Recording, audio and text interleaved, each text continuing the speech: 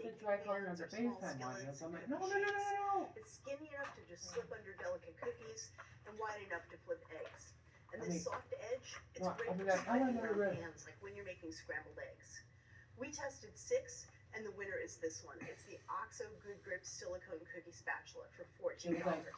So, 3 gadgets that are surprisingly useful.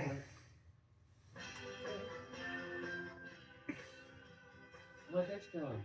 Although biscuits Hi, Robert. can range in shape and sizes, they're basically made from the What's that same doing? 4 ingredients. You've got flour, I don't know. fat, leavener, and dairy.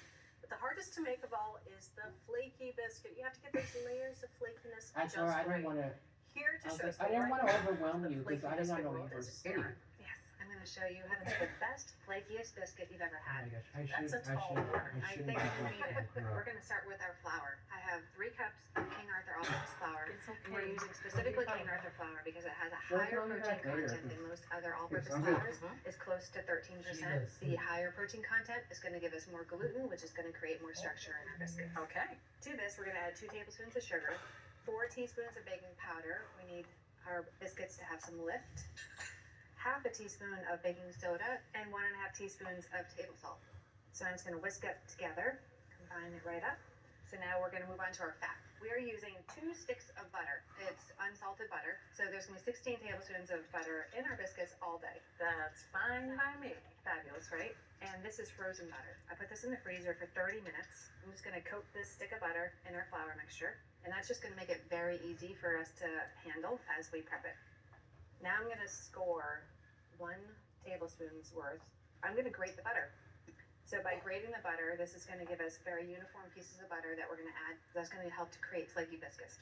I'm going to stop grating at that line, which is going to save my fingers, and we're going to use that for later. Okay, good. As you can see, this butter is cold, so it's not melting in my hands, and also the flour is allowing me to really grate it. Okay, so now I'm just going to take this butter and add it to my flour mixture.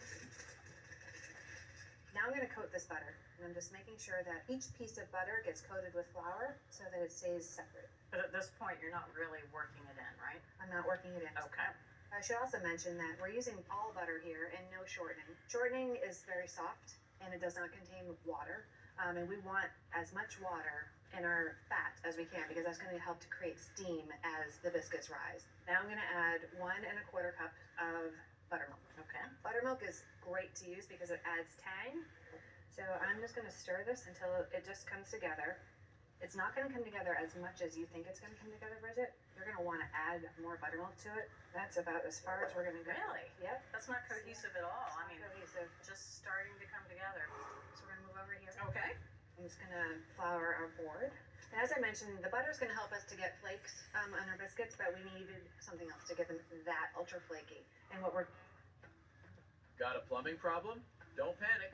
Call the experts at Mr. Rooter Plumbing of San Bernardino.